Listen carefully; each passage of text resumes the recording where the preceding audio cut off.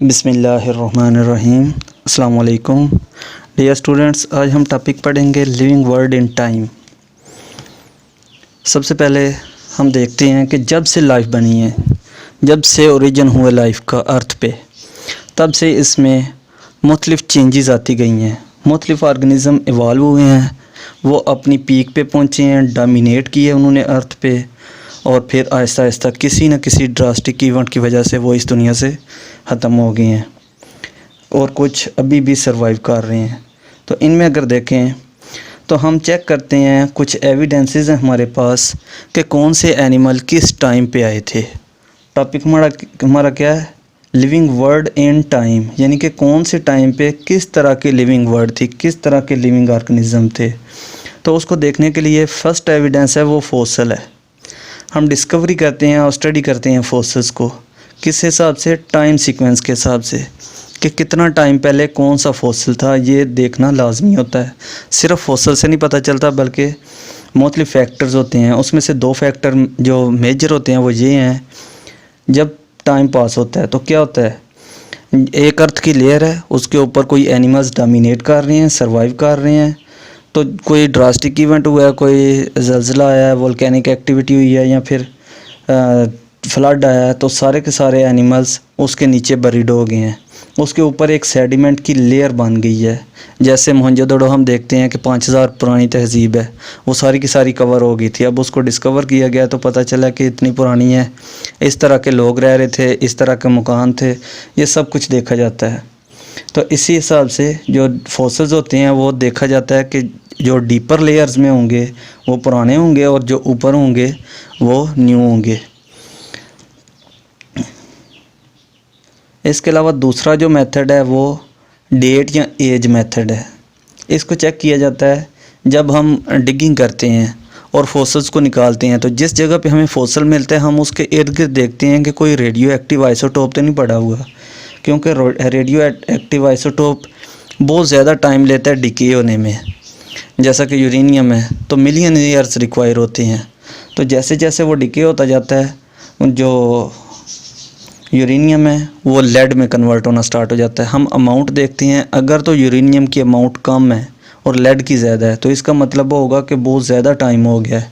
लेकिन अगर यूरेनियम की जो अमाउंट है वो ज़्यादा है और लेड की कम है तो इसका मतलब होगा कि अभी ये न्यू है, उसके मुकाबले में ये बाद में आया है। इस तरह ओल्डर में क्या होगा, आइसोटोप की तादाद कम होगी। फॉसिल इन सेम लेयर, अब सेम लेयर में हमें फॉसिल मिल जाएं 3-4 किस्म के एनिमल्स के, उसको हम क्या बोलेंगे कि ये एक ही टाइम पे सेम टाइम में अर्थ पे सर्वाइव कर रहे थे और इकट्ठे ही ये डैमेज हो गए और ख़त्म हो गए हैं। इस डायग्राम को आप अगर गौर से देखें तो ये स्टार्ट हो रही है इस पीक से, और जब एंड होती है तो इसके ऊपर बहुत ज़्यादा एनिमल्स की वैरायटी प्रेजेंट है। ये इसका ओरिजिन है, इधर एंसेस्टर्स हैं जब लाइफ ओरिजिनेट हुई थी, और आहिस्ता आहिस्ता फिर उनमें एवोल्यूशन आती गई और चेंजेस होती गई और मुख्तलिफ ब्रांचेस बन गई और ये मुख्तलिफ ग्रुप्स एनिमल्स के बनते गए। अब इस टेबल में आप क्या प्रिपेयर करेंगे, इस सारे टाइम स्केल को इधर से लेके इधर तक 200 मिलियन ईयर्स अगो, 2000 मिलियन साल तक उन्होंने ये टाइम बताया है, और उसको 4 ग्रुप्स में डिवाइड किया। उसको नाम दिया गया ईरा। पहले को नाम दिया गया सीनोज़ोइक ईरा, ये 135 मिलियन ईयर्स तक जितना टाइम है उसको सीनोज़ोइक ईरा का नाम देंगे। इसमें जितने भी इवेंट हुए हैं, जो एनिमल्स आए हैं उनको स्टडी करने के लिए। दूसरा मीज़ोज़ोइक है, ये 135 से लेके 270 तक है। फिर पैलियोज़ोइक है, 270 से लेके 600 तक। उसके बाद चूँकि हमें ज़्यादा फॉसिल्स नहीं मिले, इसलिए हम डायरेक्ट कह देते हैं कि प्रोकैरियोट जो आए थे उनके लिए हम ईरा बना लेते हैं प्रोटीरोज़ोइक। वो बहुत ज़्यादा पहले आए थे और आहिस्ता आहिस्ता फिर चेंज होते होते फंजाई, एल्गी और कुछ जो सिंपल ऑर्गेनिज़म थे वो बने थे। इसके बारे में ज़्यादा डिटेल नहीं पता, इनके बारे में डिटेल का पता है तो इनको हमने फिर पीरियड्स में डिवाइड कर दिया है। Permian, Carboniferous, Devonian, Silurian, Ordovician, Cambrian. इसमें आप प्रिपेयर करेंगे ये 4 ईराज़ के नेम, उसके बाद किस ईरा में कितने पीरियड हैं, उनका नाम क्या है और उनकी एज क्या है, ये आप प्रिपेयर करेंगे इसमें। इस सारे टेबल में। इसको जियोलॉजिकल टाइम चार्ट भी कहते हैं, यानी कि अर्थ के ऊपर जैसे जैसे टाइम के साथ साथ एनिमल्स चेंज होते गए हैं और उनमें क्या वैरायटी आई है, ये सब देखेंगे। ये एंसेस्टर है, ये डिसेंडेंट है। जो नेक्स्ट टॉपिक हम देखने जा रहे हैं फाइलेटिक लीनिएज, इसमें आपको पता चलेगा। ये डेफिनेशन बहुत इंपॉर्टेंट है और आपने इसी तरह अच्छी तरह प्रिपेयर करनी है। Phyletic lineage is an unbroken series of species. यह है क्या? अनब्रोकन सीरीज़ ऑफ स्पीशीज़ है। स्पीशीज़ की एक सीरीज़ है जिसको हमने हर एक स्पीशी को देखना है, किसी को ब्रोक नहीं करना। अरेंज्ड, जो किस तरह अरेंज हुई है? एंसेस्टर टू डिसेंडेंट, एंसेस्टर से लेकर डिसेंडेंट तक sequence with each later species, later बाद में आने वाली स्पीशी हैविंग इवॉल्व्ड, जो कि उससे इवॉल्व हुई है, उससे निकली है। किससे? From one that immediately preceded, उससे जो उससे पहले आई थी इमीडिएटली। अब इसमें देखें तो ये एंसेस्टर है, ये डिसेंडेंट है, ये इसको हम एक फाइलेटिक लीनिएज कह सकते हैं। तो इसमें अगर इस जगह पे कोई स्पीशी आई है तो वो किससे इवॉल्व हुई होगी? इससे इमीडिएट नीचे इस जगह पे जो स्पीशी प्रेजेंट होंगी।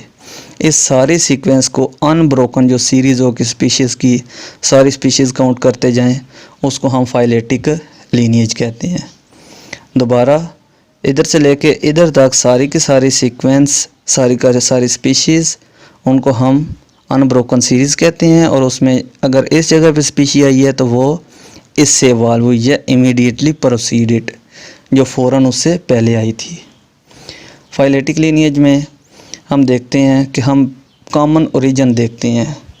ये सारी की सारी लीनिएजेस हैं, लेकिन जब एंड पे आती हैं लीनिएजेस तो एक ही ओरिजिन बनता है। इसके अलावा एक प्रॉब्लम आया इस लीनिएज में कि जो सॉफ्ट बॉडीड एनिमल्स थे उनका रिकॉर्ड नहीं मिला। जैसे स्पॉन्जेस हो गए और बहुत ज़्यादा इनवर्टिब्रेट्स हैं, क्योंकि बोन्स वगैरह हार्ड स्ट्रक्चर नहीं होते तो वो डिके हो जाते हैं, डिकम्पोज हो जाते हैं, नज़र नहीं आते। अब इस टाइम की अगर डाइवर्सिटी की बात करें, डाइवर्सिटी कहते हैं वैरायटी को, टाइप्स को, नंबर को, कितनी स्पीशीज़ हैं, किस एनिमल्स की, किस ग्रुप की, प्लांट्स की। तो अभी तक साइंटिस्ट को 2.5 मिलियन स्पीशीज़ जो हैं वो आइडेंटिफाई हुई हैं, और वो एस्टिमेट कर रहे हैं कि 5 to 30 मिलियन स्पीशीज़ प्रेजेंट हो सकती हैं। अभी जो नॉन बायोडाइवर्सिटी है उसमें 2.5 मिलियन स्पीशीज़ डिस्कवर हुई हैं। उसकी परसेंटेज निकालें तो सबसे ज़्यादा इंसेक्ट्स हैं। इंसेक्ट्स आर्थ्रोपोड की एक क्लास है, उसमें 53.1% तकरीबन 9 लाख स्पीशीज़ हैं। इसकी टोटल 25 लाख हैं, तो उसमें से 9 लाख सिर्फ़ और सिर्फ इंसेक्ट्स हैं।